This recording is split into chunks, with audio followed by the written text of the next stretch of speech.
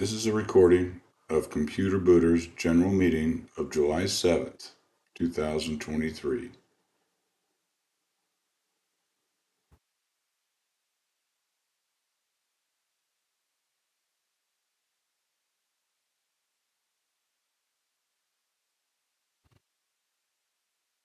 Digital wallets.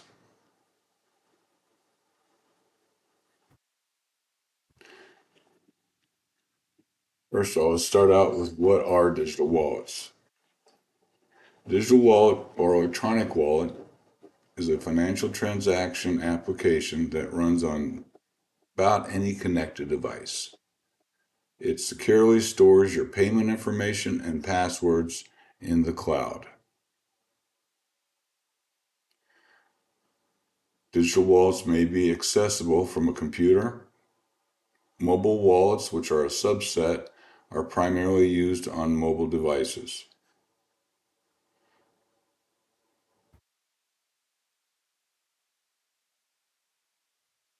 We're going to watch a short little video on what is an electronic wallet.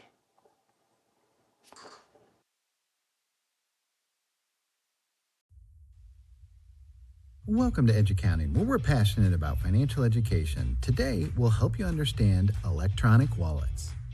Financial transactions have become much easier and more convenient thanks to technology. We can now use electronic wallets for in-store and online transactions. An electronic wallet performs the same functions as traditional wallets. It stores forms of payments that can be used to pay for groceries, dining, online purchases, and more. Electronic wallets do not have a physical form. They are digital systems that can only be accessed with electronic devices such as a smartphone or computer. Electronic wallets can store a number of important cards, such as credit or debit cards, medical cards, gift cards, loyalty cards, driver's license, and more. You can obtain your own digital wallet by downloading any e-wallet software on your desktop or as an app on your smartphone. Examples of electronic wallets vary. Electronic wallets maintain a database of user details such as name, address, and payment methods. Don't worry, their software secures the info through strong encryption. Making transactions using your digital wallet can save you a lot of time. For example, it automatically fills out payment forms for online purchases. Sending and receiving money from one person to another can also be very easy. It can be used 24/7, which is a convenience physical banks usually can't provide. When it comes to security, compared with traditional wallets, your cash can't physically be stolen by a thief or misplaced somewhere. Electronic wallets use digital certificates to verify identities and transactions. Even smartphones have encrypted chips that rigorously guard financial transactions. Even with the security features and encryption, it's important to protect your account by keeping passwords private, enabling two-step verification, and utilizing fingerprint recognition.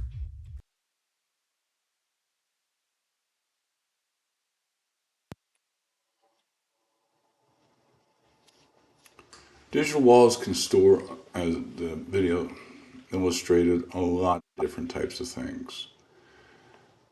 This is a list. Of course, if you want to stop and take a look at this list in more detail, just stop the video and you can take all the time you need. I think what should be pointed out is the last item on this list, which is car keys. Now, as far as I'm aware of, or as far at present time, that's only capable in Apple Wallet.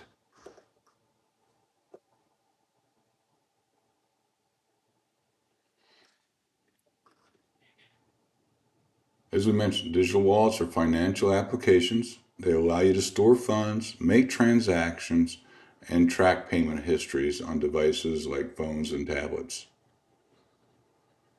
You can store all of your financial information in a digital wallet. Some even let you store identification cards and driver's licenses.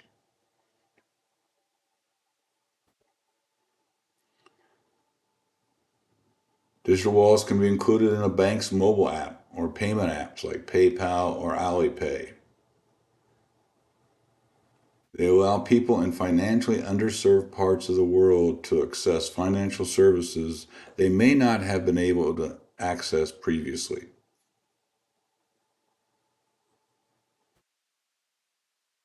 All of these are different types. They're all digital wallets, just a different manufacturer and sometimes a different purpose.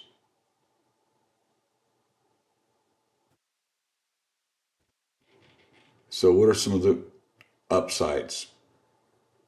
They limit exposure for financial and personal information. Having a digital wallet adds security for your credit cards and your IDs. They can improve financial services, access, availability of digital wallets, give people in underserved areas more options for payment and commerce. It also ends carrying a physical wallet and cards. Possessing forms of payment and ID in your mobile device means you can carry less, avoiding the chance of losing those items. Some of the downsides. Payment method may not be accepted everywhere. This is true because I even go to places now that don't always accept contactless payment. May not work if Bluetooth or Wi-Fi isn't available or your device isn't charged. Be vulnerable to identity theft or fraud if your mobile device is stolen while unprotected or hacked.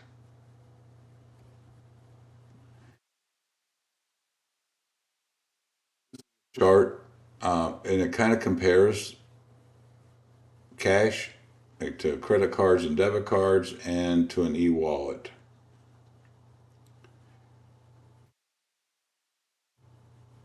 A couple items to point out is when it comes to e-wallets, the risk is typically tied to mobile phone access. And some of these applications could charge a fee.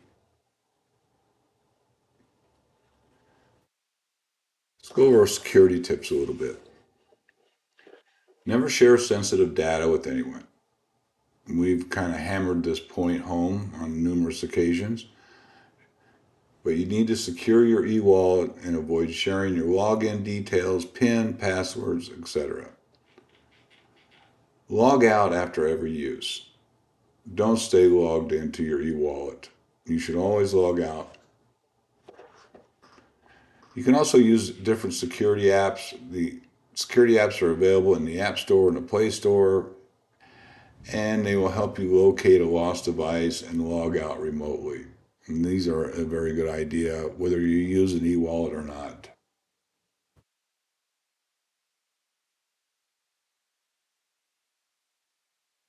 Look at this. Here's something I constantly have brought to people's attention. Avoid accessing e-wallet through public Wi-Fi.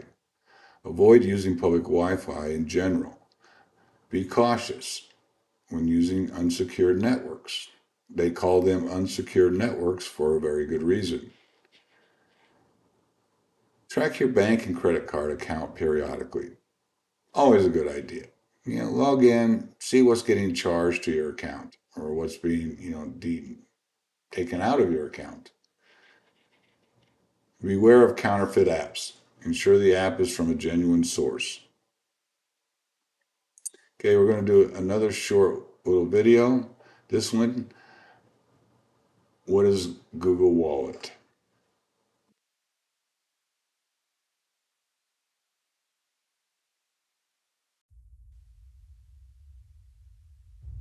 First, there were coins, then paper, then plastic. Now, there's Google Wallet, a new way to pay for things and a whole lot more using your smartphone. Here's how it works. Google Wallet stores digital versions of your credit cards on your phone. When you go to check out, look for at least one of these symbols. They let you know you can use Google Wallet. When you're ready to pay, place your phone near the payment terminal. An inch or two is good, or go ahead and tap it. Google Wallet starts automatically when it senses the terminal. Enter your PIN code and tap again to send your credit card information to the merchant. That's it. You've just paid. Of course, security is a big part of Google Wallet. It only works when your phone's screen is on, and to pay for something, you have to enter a PIN code first. Also, Phones that work with Google Wallet have a special microchip that prevents tampering with or accessing your information.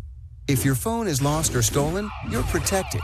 But you should cancel your credit cards, just as you would if you'd lost your real wallet. There's more to Google Wallet than just paying for stuff. Imagine the things in your real wallet. Coupons, reward cards, gift cards, receipts, even boarding passes, all stored in your Google Wallet. No pocket lint, no clutter. For example, say your local grocer is running a special on ice cream sandwiches. Instead of having to find and cut out a coupon, your Google Wallet already knows about the offer and applies the savings automatically when you pay. Deliciously simple, deliciously easy. That's Google Wallet. Your phone is your wallet. Learn more at google.com/wallet.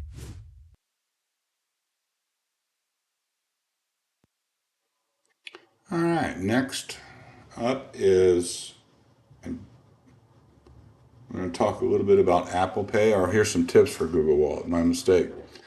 Make sure your phone has NFC, near field communications, enabled. Keep your phone screen unlocked when you're making a payment. If you're using Google Pay in an app, make sure the app supports Google Pay. You can also use Google Wallet to send and receive money from friends and family. Now we're going to talk a little bit about Apple Pay. First, we're going to start out with, again, a short video.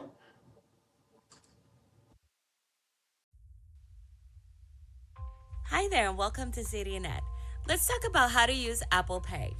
To use Apple Pay, it's as simple as double-clicking the side button on your iPhone, then choosing the card you want to pay with, entering your passcode, and just holding it up near the payment terminal. And that's really it. Setting up Apple Pay may seem like a daunting task, but it's really simple. All you have to do is go to your settings on your iPhone and find Wallet and Apple Pay. Then we tap on Add Card and follow the prompts to add your new card. And the screen will come up saying Add to Wallet. You can choose to add your debit or credit card, a transit card, even your driver's license or state ID in some states. So we're gonna go with debit card or credit card. You can add cards to Apple Pay to use in stores that have NFC-enabled terminals. So just press continue here, and a screen comes up to add your card by scanning it. You can do that. It won't save a picture of your card, or you can just enter your card details manually, and that's it. Once you add your card to your wallet, you can edit your settings to suit your needs, really. So you can choose to enable Apple Cash. You can enable the double-click side button to work as a shortcut for Apple Pay at checkout. You can add express transit cards to pay for transit automatically without passcode or Face ID, so you can do it quickly. You can also edit your transaction information, like your default card, your shipping address, and your contact info, and you can also toggle payments on Mac off and on. Something worth keeping in mind is that you can also use Apple Pay to pay online. There's a lot of online merchants that accept Apple Pay, just like they take PayPal or a credit card at checkout. Etsy, Starbucks, Uber Eats, just to name a few, all accept Apple Pay.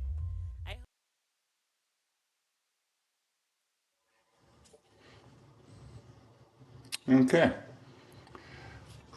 Here's an Apple and Google comparison. The reason I chose those two digital wallets, those are probably the most popular two applications out there. Google has a little bit more so than Apple, and Google seems to be more universally accepted throughout international locations.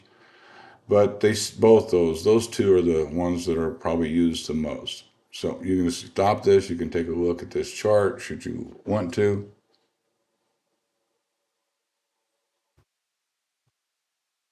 Normally we would do a Q&A here, but since this is a video, that's not possible. So bring your questions to the next meeting.